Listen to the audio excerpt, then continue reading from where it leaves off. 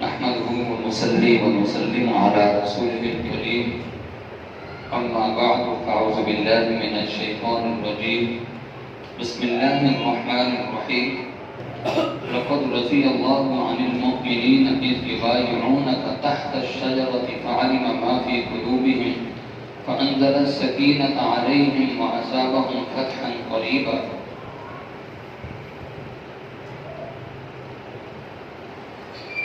قال النبي صلى الله عليه وسلم لكل نبي رفيق ورفيق في الجنة ورفيق في الجنة عثمان أو كما قال عليه الصلاة والسلام إن الله وملائكته يصلون على النبي يا أيها الذين آمنوا صلوا عليه وسلموا تسليما اللهم صل على محمد وعلى آل محمد كما صليت على إبراهيم وعلى آل إبراهيم إنك حميد مجيد اللهم بارك على محمد وعلى آل محمد كما باركت على إبراهيم وعلى آل إبراهيم إنك حميد مجيد. وہ داماد نبی جسے ہم عثمان کہتے ہیں، وہ داماد نبی جسے ہم عثمان کہتے ہیں، حیا والے، غنی اور ناشر قرآن کہتے ہیں. غنی تھے، مال کیا، راہ حق میں جان تک دے دی، اسے ایثار کہتے ہیں، اسے قربان کہتے ہیں.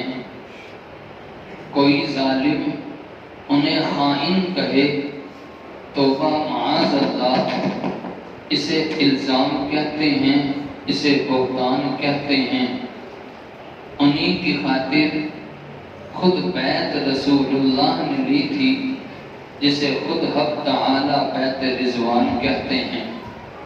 میرے انتہائی واجب الاحترام دوستوں، ساتھیوں، عزیزوں اور سننے والی میری محترماں اور بہنوں، ذوالحج کے مہینے میں دو قربانیاں بڑی اہم ہیں. نمبر 1 حضرت اسماعیل کی قربانی اور نمبر 2 حضرت عثمان غنی کی قربانی. حضرت اسماعیل کی قربانی 10 ذوالحج کو ہوئی ہے اور نمبر 2 حضرت عثمان غنی کی قربانی 18 ذوالحج کو ہوئی ہے. حضرت اسماعیل اگرچہ قربان ہوئے نہیں لیکن اپنے آپ کو پیش تو کر دیا. حضرت عثمان غنی رضی اللہ تعالی عنہ، ان کی شہادت 18 ذوالحج کو ہوتی ہے. حضرت عثمان غنی وہ صحابی ہیں جن کو اللہ رب العزت نے چند ایسی خصوصیات سے نوازا تھا کہ جو اوروں کے حصے میں نہیں آئی. ہر صحابی کا مقام اپنی جگہ، صدیق کا مقام اپنی جگہ، عمر کا مقام اپنی جگہ، لیکن کچھ ایسی چیزیں کہ جو عثمان کے حصے میں آئی وہ بقیہ کو نہیں ملی.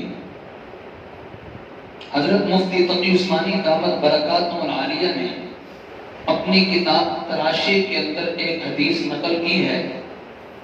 نبی پاک صلی اللہ علیہ وسلم کی انگوٹھی تھی کہ جس پر محمد رسول اللہ لکھا تھا. حضور نے کہیں پر مہر لگانی ہوتی، حضور انگوٹھی ایسے کرتے مہر لگ جاتی. آپ نے اب بھی کہیں پر کوئی نشان دیکھا ہوگا کہ محمد رسول اللہ لکھا ہے، وہ دراصل نشان پیغمبر کی انگوٹھی جس سے مہر لگاتے تھے وہ انگوٹھی تھی کہ جس پہ محمد رسول اللہ لکھا تھا.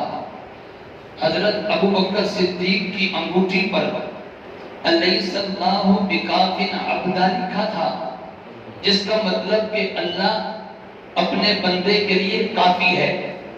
حضرت عمر رضی اللہ تعالی عنہ کی انگوٹھی پر جو لکھا تھا اس کا مفہوم تھا کہ اے بندے تیری نصیحت کے لیے موت کافی ہے. حضرت عثمان غنی رضی اللہ تعالی عنہ کی انگوٹھی پہ لکھا تھا اللہم احیینی سعیدا وَأَمِتْنِي شہیدہ، اللہ زندگی دے سعادت والی اور موت دے شہادت والی. یہ حضرت عثمان غنی کی انگوٹھی پہ لکھا تھا. لیکن میرے دوستو یہ دراصل یوں کہیے کہ عثمان کی دعا تھی. حضرت عثمان دعا مانگتے تھے اللہ زندگی دے سعادت والی اور موت دے شہادت والی. اب ان کی اس دعا پہ غور کرنا. اللہ نے عثمان کو زندگی دی وہ بھی سعادت والی اور موت دی تو وہ بھی شہادت والی. زندگی سعادت والی کیسے ہے اور موت شہادت والی کیسے ہے؟ بس تھوڑی سی بات آپ کے سامنے رکھنا چاہتا ہوں. حضرت عثمان کی زندگی سعادت والی اور موت شہادت والی. حضرت عثمان کی زندگی میں ان کو کچھ ایسی سعادتیں نصیب ہوئی ہیں جو بقیہ کے حصے میں نہیں آئی. مثال کے طور پر حضرت عثمان غنی رشتے میں پیغمبر کے ساتھ ہیں. نبی پاک صلی اللہ علیہ وسلم کا 5ویں پشت میں جا کر جو حضور کے دادا ہیں وہی 5ویں پشت میں جا کر حضرت عثمان کے دادا ہیں. تو نبی پاک صلی اللہ علیہ وسلم اور حضرت عثمان کا سلسلہ نسب اوپر جا کر 5ویں پیڑھی پر جا کر 5ویں نسل میں جا کر 5ویں پشت میں جا کر حضور سے مل جاتا ہے. آج کوئی کہے میں پیغمبر کے خاندان کا ہوں، میں حضور کے خاندان کا ہوں. اگر واقعی وہ حضور کے خاندان کا ہو، بڑے مقام اور مرتبے والا ہے، بڑے نصیب والا ہے، بہت ہی مقام اور مرتبہ والا وہ شخص ہے. لیکن بیچ میں کتنی نسلیں گزر چکی ہیں ہم پھر بھی سمجھتے ہیں بڑا نصیب والا ہے. عثمان کتنے نصیب والا ہے کہ جس کا 5ویں پشت میں جا کر خاندان پیغمبر سے ملتا ہے. تو زیادہ پشتے نہیں ہیں، صرف 5 پشتے بیچ میں آتی ہیں، خاندان حضور سے مل جاتا ہے. عثمان وہ صحابی ہیں کہ جن کے نکاح میں پیغمبر کی 2 بیٹیاں آئی ہیں. پیغمبر کا خاندان عثمان کا خاندان ویسے بھی پیغمبر سے ملتا ہے اور سسرالی رشتہ بھی پیغمبر سے ملتا ہے. بڑے مقام اور مرتبے والے عثمان ہیں. حضرت عثمان پوری تاریخ انسانیت میں واحد وہ صحابی ہیں کہ جن کے نکاح میں پیغمبر کی 2 بیٹیاں آئی ہیں. ایک نہیں 2 بیٹیاں. ہر نبی کی جس نبی کی بیٹی ہوئی اس نے کسی کو دی ہے، وہ نبی کا داماد بنا ہے. تو ایسا تو ہوا نبی کی ایک بیٹی کسی کے نکاح میں گئی ہے، دوسری بیٹی دوسرے کے نکاح میں گئی ہے. پوری تاریخ انسانیت میں ایسا واقعہ کوئی نہیں ملتا کہ جس کے نکاح میں پیغمبر کی 2 بیٹیاں آئی ہوں. یہ واحد عثمان ہیں کہ جن کے نکاح میں پیغمبر کی 2 بیٹیاں آئی ہیں. آپ نے سنا ہوگا حضرت عثمان غنی کو ذوالنورین کہا جاتا ہے. ذوالنورین کہنے کی وجہ کیا ہے؟ پیغمبر کی 2 بیٹیاں ان کے نکاح میں ہیں. ذوالنورین کا مطلب ہے 2 نور والے. پیغمبر کے 2 نور گویا کہ عثمان کے نکاح میں آ گئے ہیں. پہلی بیٹی زینب کا نکاح ابو العاص سے ہوا، دوسری بیٹی رقیہ کا نکاح عثمان سے ہوا. جب رقیہ بیمار ہوئی نبی پاک صلی اللہ علیہ وسلم غزوہ بدر میں گئے تھے. پیچھے رقیہ بیمار تھی، توجہ سے ذرا، پیچھے رقیہ بیمار تھی. حضرت عثمان غزوہ بدر میں نہیں جا سکے. پیغمبر نے فرمایا کہ عثمان تو نے پیچھے رہ کے میری بیٹی اپنی بیوی کی تیمارداری کرنی ہے، اس کا خیال رکھنا ہے، تو نے غزوہ بدر میں نہیں جانا. اور عثمان کے ساتھ ایک اور صحابی حضرت اسامہ بن زید کو پیچھے چھوڑ دیا کہ تو نے بھی وہاں رہ کر میری بیٹی کا خیال کرنا ہے. پیغمبر غزوہ بدر میں چلے گئے. 17 رمضان المبارک کو غزوہ بدر ہوا، مسلمانوں کو فتح ملی ہے. 20 رمضان المبارک کو واپسی آئے. نبی پاک صلی اللہ علیہ وسلم نے آتے ہی سب سے پہلے سوال کیا، اسامہ بتاؤ میری بیٹی کا کیا حال ہے؟ حضرت اسامہ کی آنکھوں سے آنسو جاری ہو گئے. کہنے لگے اے اللہ کے نبی صلی اللہ علیہ وسلم آپ کی بیٹی رقیہ کا انتقال ہو گیا ہے، ابھی ابھی جنت البقیع میں دفن کر کے آ رہے ہیں. پیچھے انتقال ہو گیا. اور عجیب بیٹی ہے رقیہ. حضرت رقیہ پیغمبر کی وہ بیٹی ہیں. جب رقیہ کی والدہ خدیجہ کا انتقال ہوا تو رقیہ وہاں موجود نہیں تھی. رقیہ ہجرت کر کے حبشہ گئی ہوئی تھی، وہاں موجود نہیں تھی. جب ماں کا انتقال ہوا تو بیٹی نہیں تھی، اور جب بیٹی کا انتقال ہوا تو باپ نہیں تھا. نہیں سمجھے؟ آپ ذرا غور کرنا. جب حضرت خدیجہ کا انتقال ہوا رقیہ موقع پہ موجود نہیں تھی، وہ ہجرت کر کے حبشہ جا چکی تھی. اور جب خود رقیہ کا انتقال ہوا تو حضور موجود نہیں تھے، غزوہ بدر پہ گئے ہوئے تھے۔ پیغمبر سیدھے جنت البقیع میں پہنچے، وہاں عثمان موجود تھے۔ حضور نے حضرت عثمان غنی کی کیفیت کو دیکھا، آنکھوں سے آنسو جاری۔ حضرت عثمان کہنے لگے، اے اللہ کے نبی صلی اللہ علیہ وسلم، آپ کی بیٹی کو دفن کر دیا ہے، اگر اجازت ہو قبر کھول کے چہرہ دکھا دیں۔ حضور نے فرمایا کہ نہیں، بس اب اللہ کے حوالے کر دیا، جنت میں جا کے ملاقات ہوگی۔ حضرت عثمان غنی غمگین رہنے لگے۔ حضور نے پوچھا، عثمان غمگین کیوں ہو؟ کہنے لگے، اے اللہ کے نبی صلی اللہ علیہ وسلم، آپ کی بیٹی میرے نکاح میں تھی، لوگ مجھے عزت کی نگاہ سے دیکھتے تھے، میرا آپ کے ساتھ ایک رشتہ تھا، سسرالی رشتہ، اب تو رشتہ ختم ہو گیا ہے، اس لیے غمگین رہتا ہوں۔ پیغمبر نے فرمایا کہ عثمان پریشان نہ ہو، رقیہ کی چھوٹی بہن، میری تیسرے نمبر کی بیٹی ام کلثوم تیرے نکاح میں دے دی۔ بدل کی بعض کتابوں میں لکھا ہے کہ نبی پاک صلی اللہ علیہ وسلم نے فرمایا کہ عثمان، میری بیٹی ام کلثوم، اس کا نکاح تیرے ساتھ اللہ نے بڑھا دیا ہے۔ کیا مقام اور مرتبے والے صحابی ہیں، اور یہ بات تو سارے مسلمان تسلیم کرتے ہیں۔ پیغمبر کوئی بھی کام اپنی مرضی سے نہیں کرتا، پیغمبر نے خود فرمایا ہے، میں نے جب بھی کسی کی بیٹی لی ہے یا کسی کو اپنی بیٹی دی ہے تو اللہ کے حکم سے دی ہے۔ ہم کہہ سکتے ہیں عثمان کے نکاح میں پیغمبر کی بیٹی رقیہ آئی ہے، اللہ کے حکم سے آئی ہے۔ عثمان کے نکاح میں پیغمبر کی بیٹی ام کلثوم آئی ہے، اللہ کے حکم سے آئی ہے۔ ام کلثوم کا بھی انتقال ہو گیا، حضرت عثمان غمگین رہنے لگے۔ حضور نے فرمایا، عثمان اب اور کوئی بیٹی تو ہے نہیں، فاطمہ کا نکاح علی کے ساتھ ہو چکا تھا۔ حضور نے فرمایا کہ عثمان، اگر میری 40 بیٹیاں بھی ہوتی، ایک ایک کر کے تیرے نکاح میں دیتا چلا جاتا۔ حضور کو عثمان پہ اعتماد کتنا تھا۔ آج کل کے ماحول معاشرے میں ہم اپنی بیٹی کسی کو دیں تو ساری چیزیں دیکھتے ہیں، کام کیا کرتا ہے، اٹھتا بیٹھتا کس کے ساتھ ہے، گھر اپنا ہے کہ نہیں ہے، بھائی کتنے ہیں، بہنیں کتنی ہیں، ساری چیزیں دیکھ بھال کے تب اپنی بیٹی کسی کے نکاح میں دیتے ہیں۔ آخر پیغمبر نے بھی تو کچھ عثمان میں دیکھا ہوگا نا، ایک نہیں دو دیتی، اور دوسری دینے کے بعد بھی فرمایا، عثمان اگر 40 بھی ہوتی تیرے نکاح میں دیتا چلا جاتا۔ ہمارے معاشرے میں اگر کسی کی بیٹی کسی کے نکاح میں جا کے فوت ہو جائے، دوسری بیٹی دینے کے لیے تیار کوئی نہیں ہوتا۔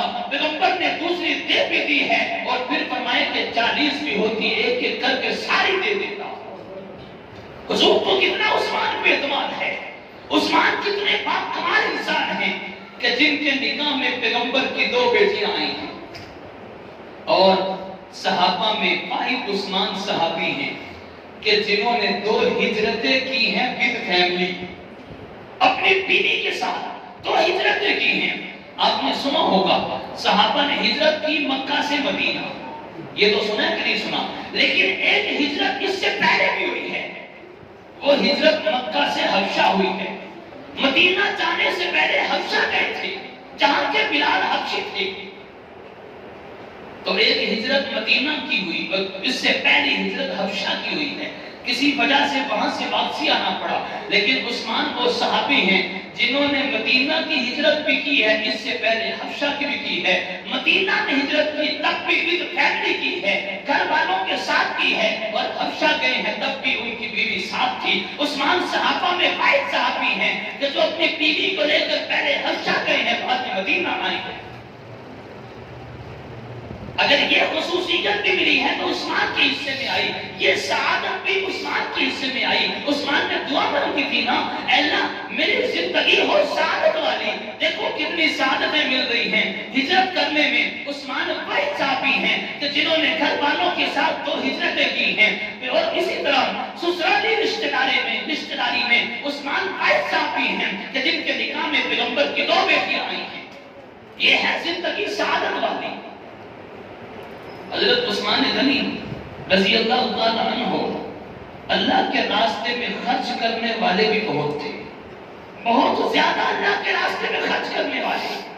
حضرت عثمان غنی رضی اللہ تعالیٰ عنہ نے کئی بار اللہ کے راستے میں اپنی ساری جمع پونجی خرچ کر دی۔ نبی پاک صلی اللہ علیہ وسلم نے ایک موقع پر چندے کا اعلان کیا، صحابہ کرام نے اپنی اپنی حیثیت کے مطابق، اپنی طاقت استطاعت کے مطابق چندہ دیا، پیغمبر کی خدمت میں لا کے رکھ دیا۔ حضرت عثمان غنی نے اتنا دیا کہ پیغمبر نے ہاتھ میں سونے کے دینار پکڑے ہوئے ہیں، ایک ہاتھ سے دوسرے ہاتھ میں ڈالتے ہیں، دوسرے ہاتھ سے پہلے ہاتھ میں ڈالتے ہیں، اور اتنے خوش ہوئے۔ پیغمبر نے فرمایا کہ عثمان، تو نے اللہ کے راستے میں اتنا خرچ کیا ہے کہ تو نے جنت کو خرید لیا ہے۔ جنت کی قیمت عثمان نے چکائی ہے، جنت کو عثمان نے خریدا ہے، جنت کے خریدار عثمان ہیں، اتنا اللہ کے راستے میں دیا۔ پیغمبر نے فرمایا عثمان، تو نے اللہ کو راضی کر دیا، تو نے اتنا دیا کہ اللہ کو راضی کر دیا، آئندہ سے تو کوئی بھی عمل کرے گا تیرا گناہ نہیں لکھا جائے گا، نیکی ہی لکھی جائے گی۔ یہ سعادت بھی عثمان کو ملی ہے، یہ ہے زندگی سعادت والی۔ مال ملے، اللہ کے راستے میں خرچ نہ ہو، کوئی کمال نہیں ہے، بلکہ اگر اللہ کے راستے میں خرچ نہ ہو تو وہ مال نہیں ہے، وہ مال قصب ہے، اور جو مال اللہ کے راستے میں خرچ ہو جائے وہ مال بڑا باکمال ہے کہ اللہ کے راستے میں لگ گیا ہے۔ عثمان بہت بڑے تاجر آدمی تھے، لیکن ان کی ساری تجارت اللہ کے لیے وقف تھی۔ کئی بار ایسا ہوا، کئی 100 اونٹ اللہ کے راستے میں خرچ کر دیے۔ مسجد نبوی کی 2 مرتبہ توسیع ہوئی، 2 مرتبہ توسیع میں دونوں مرتبہ سب سے زیادہ مسجد نبوی کی توسیع میں چندہ دینے والے، خرچ کرنے والے عثمان غنی تھے۔ دیا، ابو بکر نے بھی دیا، عمر نے بھی دیا، ہر ایک کا مقام اپنی جگہ، لیکن عثمان نے سب سے زیادہ دیا ہے۔ جمع پہنچی 2 مرتبہ توسیع میں سب سے زیادہ خرچ کرنے والے عثمان غنی تھے۔ کوئی عام آدمی مسجد میں خرچ کرتا ہے، لوگ کہتے ہیں کہ یار بڑا سخی آدمی ہے، بڑا باکمال آدمی ہے، مسجد پہ خرچ کرتا ہے، اللہ کے راستے میں خرچ کرتا ہے۔ عثمان کتنا باکمال آدمی ہے، مسجد نبوی کی توسیع کی تعمیر کی باری آئی تو عثمان سب سے پہلے خرچ کرنے والے ہیں، تو خرچ کرنے میں بھی عثمان سب سے آگے۔ اسی طرح ایک یہودی کا کنواں، مشہور واقعہ آپ نے سنا ہوگا، یہودی سے خرید کر مسلمانوں کے لیے وقف کرنے والے عثمان ہیں۔ ایک مرتبہ نبی پاک صلی اللہ علیہ وسلم بیٹھے ہوئے تھے اور تہبند کچھ اوپر تھا، نصف پگلی ننگی تھی۔ حضرت ابوبکر صدیق آئے، حضور اسی طرح بیٹھے رہے، حضرت عمر آئے، حضور اسی طرح بیٹھے رہے، حضرت عثمان غنی آئے تو نبی پاک صلی اللہ علیہ وسلم نے فوراً کپڑا پگلی کے اوپر کر لیا، ڈھانک لیا۔ صحابہ کرام نے پوچھا، اے اللہ کے نبی، ابو بکر آئے آپ اسی طرح بیٹھے رہے، عمر آئے اسی طرح بیٹھے رہے، عثمان کے آنے پہ کیفیت بدل کیوں نہیں ہے، اپنے بیٹھنے کی حیثیت بدل کیوں نہیں ہے؟ حضور نے فرمایا، عثمان سے کیوں نہ حیا کروں جس سے آسمان کے فرشتے بھی حیا کرتے ہیں۔ یہ ہے عثمان حیا والے۔ اور حضرت عثمان کی زندگی میں 2 واقعے ایسے ہیں، 2 واقعے کہ وہ اس موقع پر موجود نہیں تھے، لیکن نبی پاک صلی اللہ علیہ وسلم نے ان کو موجود تصور کیا ہے۔ بات سمجھنے کی ہے، حضرت عثمان موقع پہ موجود نہیں تھے، لیکن حضور نے ان کو موجود تصور کیا ہے، گویا عثمان موجود ہیں۔ ایک موقع غزوہ بدر کا، غزوہ بدر میں ابھی میں نے بتایا کہ عثمان موجود نہیں تھے، پیچھے اپنی بیوی کے پاس رقیہ کے پاس رہ گئے تھے، عثمان نہیں جا سکے۔ لیکن جب غزوہ بدر کا مال غنیمت اکٹھا ہوا، نبی پاک صلی اللہ علیہ وسلم نے جہاں ان صحابہ کو مال غنیمت دیا جو جنگ میں شریک تھے، انہی صحابہ میں عثمان کو بھی دیا جو کہ شریک نہیں تھے۔ اس کے باوجود میرے پیغمبر نے عثمان کو مال غنیمت میں سے حصہ دیا ہے۔ تو عثمان غزوہ بدر میں موجود نہیں تھے، میرے پیغمبر نے عثمان کو موجود تصور کیا ہے، اور اس کی وجہ یہ ہے عثمان غزوہ بدر میں جو نہیں گئے تھے اپنی مرضی سے نہیں، پیغمبر کے حکم سے نہیں گئے تھے۔ استاد ایک شاگرد کو کسی جگہ کام بھیجتا ہے، پیچھے کوئی چیز تقسیم کرتا ہے، کوئی چیز کھلاتا ہے سارے شاگردوں کو. اب بتاؤ جس کو کام بھیجا ہے اس کے لیے چیز رکھے گا یا نہیں رکھے گا؟ کیوں؟ اس کو استاد نے بھیجا ہے، اپنی مرضی سے تو نہیں کیا، اپنی مرضی سے غیر حاضر تو نہیں تھا، اس کو استاد نے بھیجا ہے، اس لیے استاد اس کی چیز رکھے گا. حضرت عثمان غنی غزوہ بدر میں نہیں گئے، اپنی مرضی سے نہیں، پیغمبر کے حکم سے نہیں گئے. اسی وجہ سے پیغمبر نے مال غنیمت جب صحابہ میں تقسیم کیا ہے، عثمان کا حصہ بھی رکھا ہے. تو ایک موقع غزوہ بدر کا کہ عثمان موجود نہیں تھے، پیغمبر نے موجود تصور کیا ہے. دوسرا موقع بیعت رضوان کا. بیعت رضوان ہوئی تھی، توجہ، بیعت رضوان ہوئی تھی. حضرت عثمان غنی مکہ میں گئے تھے مکہ والوں سے بات چیت کرنے کے لیے کہ ہمیں عمرہ کرنے دو.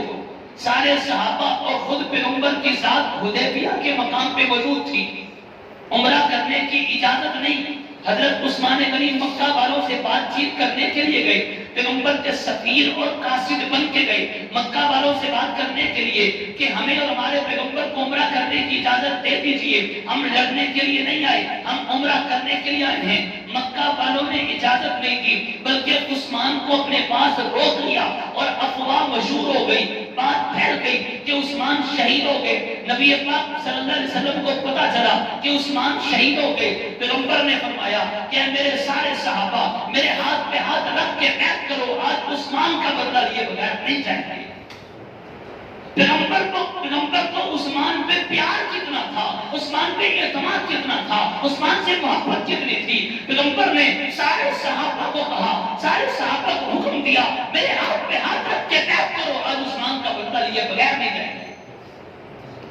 کیا اعتماد پیغمبر کو عثمان پر، کیا پیار پیغمبر کو عثمان پر. جب عثمان مکہ میں گئے مکہ والوں سے بات چیت کرنے کے لیے، حضرت عثمان نے احرام باندھا ہوا تھا. مکہ کے کافروں نے کہا عثمان تجھے تو عمرہ کرنے کی اجازت ہے، تو آ گیا ہے، احرام باندھا ہوا ہے، تو عمرہ کر لے. تیرے پیغمبر کو، تیرے نبی کو عمرہ کرنے کی اجازت نہیں، بقیہ لوگوں کو عمرہ کرنے کی اجازت نہیں. تو آ جو گیا ہے یہاں پہ طواف کر لے، صفا مروہ کی سعی کر کے عمرہ کر کے چلا جا، تجھے کرنے کی اجازت ہے. لیکن عثمان کیا کہنے لگے، جب میرا پیغمبر موجود نہیں ہے میں بھی عمرہ نہیں کروں گا. ہمارے جیسا ہوتا فوراً سوچ لیتا آ تو گئے ہیں اپنا کام کر لیں، عبادت ہی ہے، کون سی حرج کی بات ہے. لیکن عثمان نے فرمایا کہ نہیں، قبلہ تو موجود ہے لیکن قبلہ نما موجود نہیں ہے، رہنمائی کرنے والا پیغمبر موجود نہیں ہے، پیغمبر کے بغیر عمرہ نہیں کر سکتا. ادھر صحابہ میں بات چلی، آپس میں بات چیت ہونے لگی. عثمان ابھی تک آیا نہیں ہے، لگتا ہے عمرہ کر رہا ہوگا، طواف کر رہا ہوگا. یہ بات حضور تک پہنچی. حضور نے فوراً کہا، حضور نے فوراً فرمایا کہ عثمان میرے بغیر عمرہ کرنے نہیں ہو سکتا. دیکھو اعتبار کتنا، عثمان بھی کہتے ہیں میں پیغمبر کے بغیر نہیں کر سکتا، اور حضور بھی فرماتے ہیں عثمان میرے بغیر نہیں کر سکتا. حضور نے فرمایا کہ آج عثمان کا بدلہ لیے بغیر نہیں جائیں گے. سارے صحابہ نے حضور کے ہاتھ پہ ہاتھ رکھ کے بیٹھ گئے. 1400 یا 1500 صحابہ موجود تھے. سارے صحابہ نے حضور کے ہاتھ پہ ہاتھ رکھ کے بیعت کی. نیچے ہاتھ حضور کا، اوپر ہاتھ صحابہ کا. جب سارے صحابہ نے بیعت حضور کے ہاتھ پہ ہاتھ رکھ کے کر لی تو اخیر میں نبی پاک صلی اللہ علیہ وسلم نے اپنا دوسرا ہاتھ اپنے ہاتھ پہ رکھ کے فرمایا کہ یہ عثمان کا ہاتھ ہے. یہ بیعت اتنی اعلیٰ بیعت تھی، یہ بیعت اتنی افضل بیعت تھی کہ اس بیعت کا تذکرہ قرآن میں آیا ہے. لقد رضی اللہ عن المؤمنین اذ یبایعونک تحت الشجرہ، کہ جن لوگوں نے درخت کے نیچے پیغمبر کے ہاتھ پہ ہاتھ رکھ کے بیعت کی ہے اللہ سب سے راضی ہو گیا. پیغمبر چاہتے تھے عثمان موجود تو نہیں ہے اس بیعت میں، پیغمبر چاہتے تھے عثمان کو بھی شامل کر لے. حضور نے اپنا ہاتھ رکھ کے فرمایا کہ یہ عثمان کا ہاتھ ہے. اب آپ غور کرنے کی بات ہے، حالانکہ بیعت کس بات پہ ہو رہی ہے کہ عثمان شہید ہو گئے ہیں، بدلہ لیے بغیر ہے. عثمان تو شہید ہونے کی افواہ پھیل چکی ہے، لیکن حضور کیا فرما رہے ہیں کہ یہ ہاتھ عثمان کا ہے تاکہ بیعت رضوان میں عثمان بھی شریک ہو جائے. اب ایک نقطہ کی بات سنتے چلے جائیں. نیچے ہاتھ پیغمبر کا اور سارے صحابہ کا ہاتھ پیغمبر کے ہاتھ کے اوپر. جب سارے صحابہ نے بیعت کر لی، اللہ رب العزت نے فرمایا کہ ان ہاتھوں کے اوپر میرا ہاتھ ہے. نیچے ہاتھ پیغمبر کا، بیچ میں ہاتھ صحابہ کا، اور اوپر ہاتھ بولو اللہ کا۔ نیچے ہاتھ پیغمبر کا، اوپر ہاتھ صحابہ کا، اور ان کے اوپر ہاتھ اللہ کا۔ جب بیچ میں صحابہ کا ہاتھ ہے، نیچے نبی اور اوپر اللہ کا ہاتھ ہے، تو صحابہ اب پھسل سکتے، بولو پھسل سکتے، گمراہ ہو سکتے۔